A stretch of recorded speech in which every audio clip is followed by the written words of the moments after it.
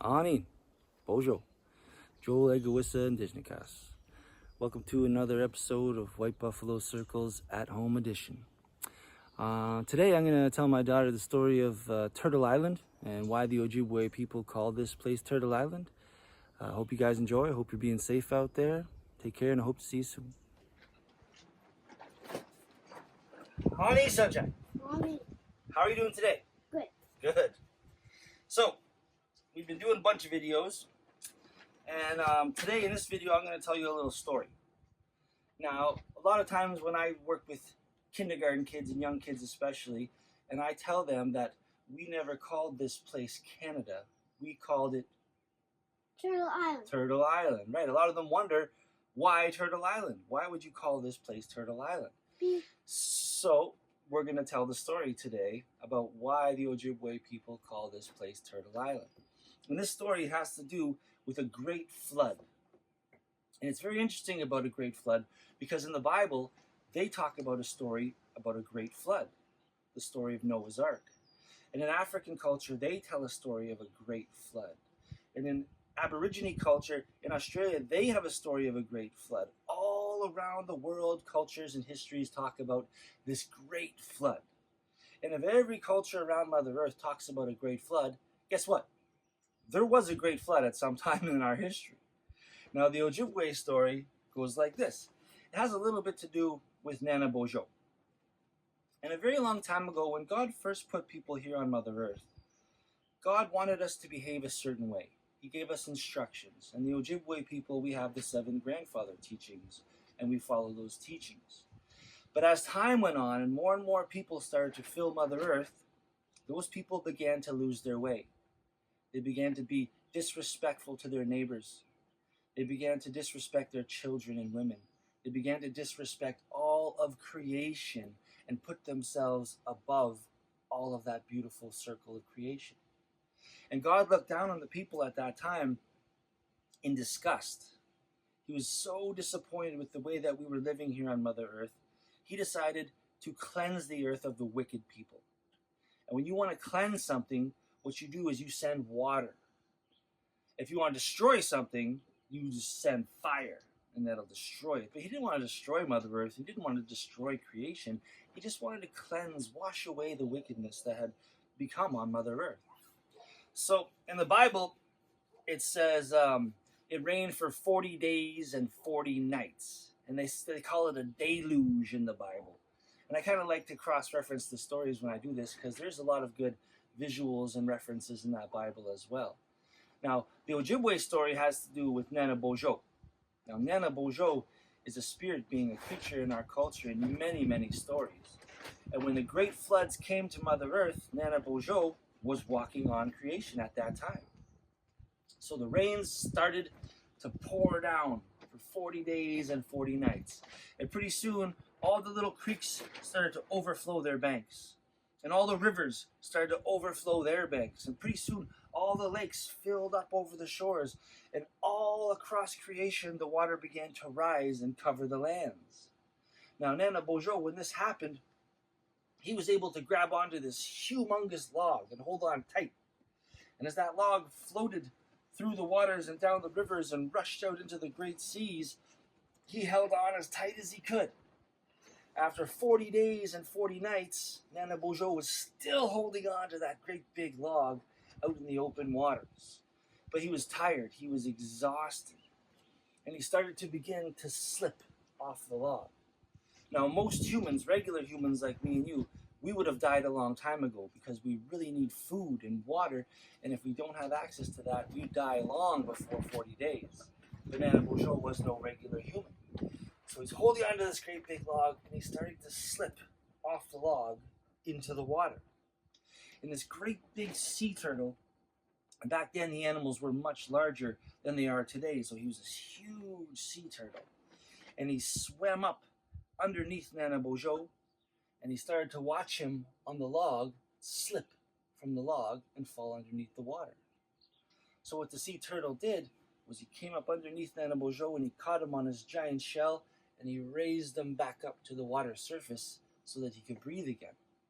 So the turtle has saved Nana Bojo for the time being. But Nana Bojo's laying on the back of this giant sea turtle. He's got no food, he's got no water, he's exposed to the sunlight now, and he's dying still. And the turtle doesn't know how to help him because there's nowhere to go. There's no land anywhere in sight because the water is so deep it's covered even the biggest mountains. Now, many of the water creatures survived this flood. The beaver loves water, right?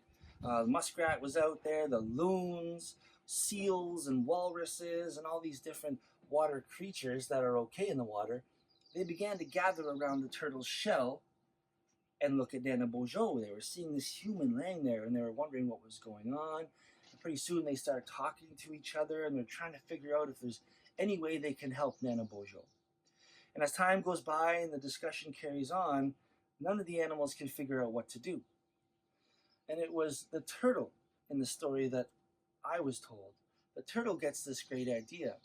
And he says to creation, he says to the creatures, if you can get me a little bit of soil from the bottom of the ocean, with the help of the creator, I might be able to create something for Nana Bojo. So right away, the biggest, strongest animal gets up, the walrus, the one with the big tusks there. And he says, I'm the biggest animal here. I'm the best swimmer. Don't worry about it. I got this. And he gets up on turtle shell, takes a deep breath.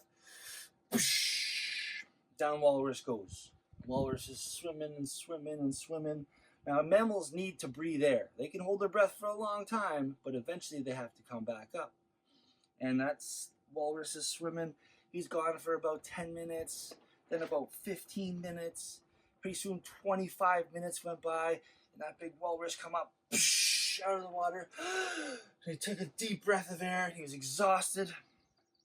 And he comes back to the turtle shell, and he gets up on the side of the turtle shell, and he looks around at the other animals, trying to catch his breath. And he says, I swam as deep and as far and as fast as I could swim, and I couldn't even see the bottom. This water is so deep right now, there's no way any of us are ever going to make it to the bottom. So next, the big leopard seal, he gets up there, and he says, I'm a better swimmer than you anyway, walrus. I'll give it a try. He gets up on the shell, takes a deep breath, down he goes. This is the leopard seal this time.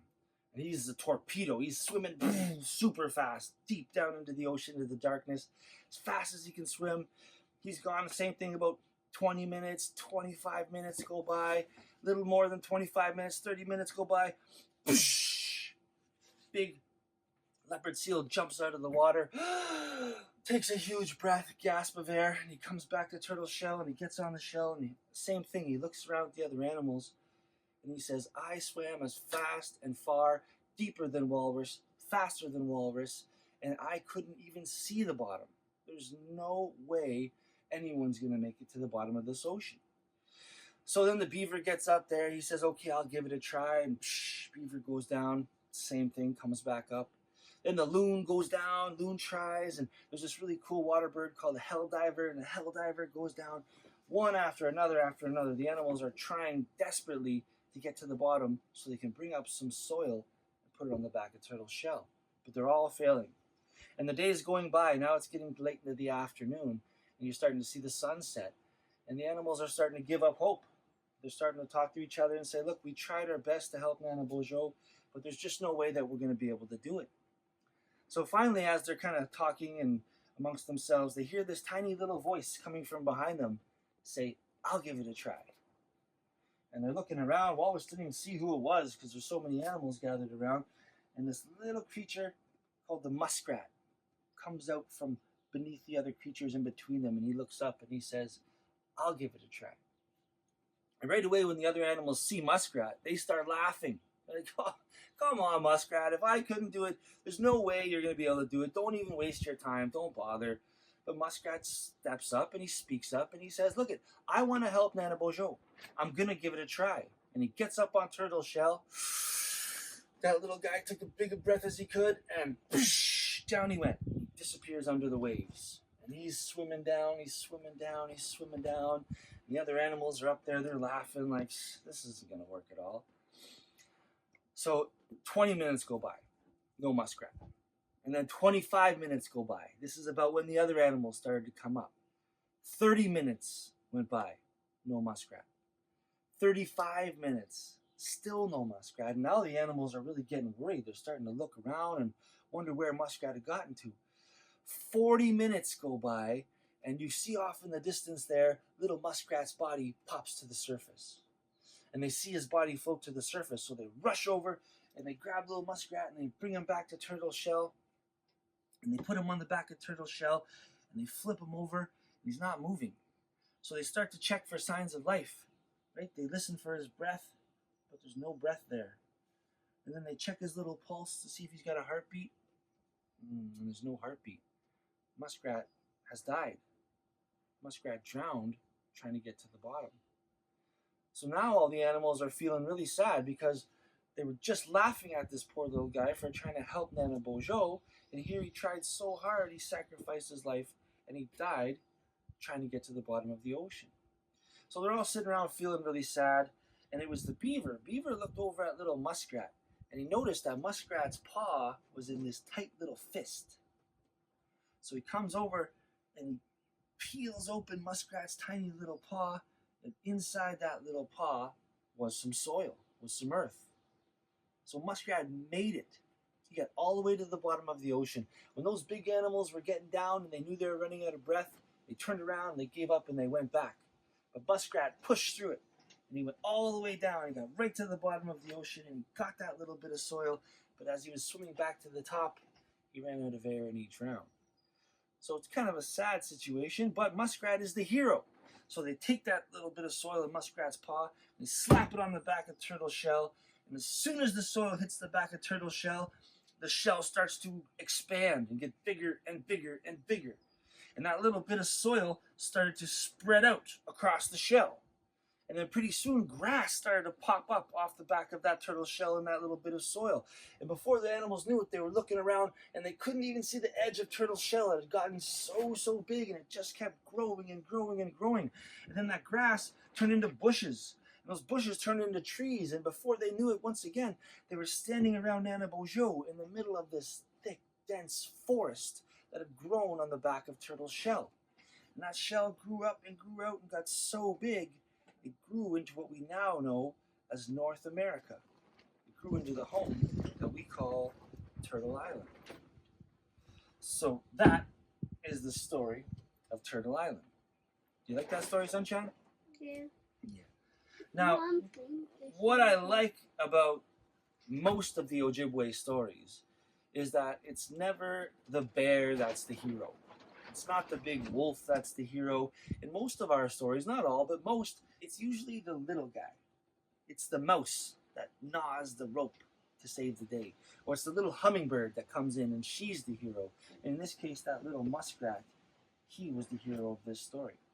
And what's cool about the beaver and the muskrat in that particular story is that even today, the beaver watches out for the muskrat. When the rivers freeze in the winter and that muskrat can't get into his little burrows, the beaver allows the muskrat to come in to the beaver dam and live with them all winter long.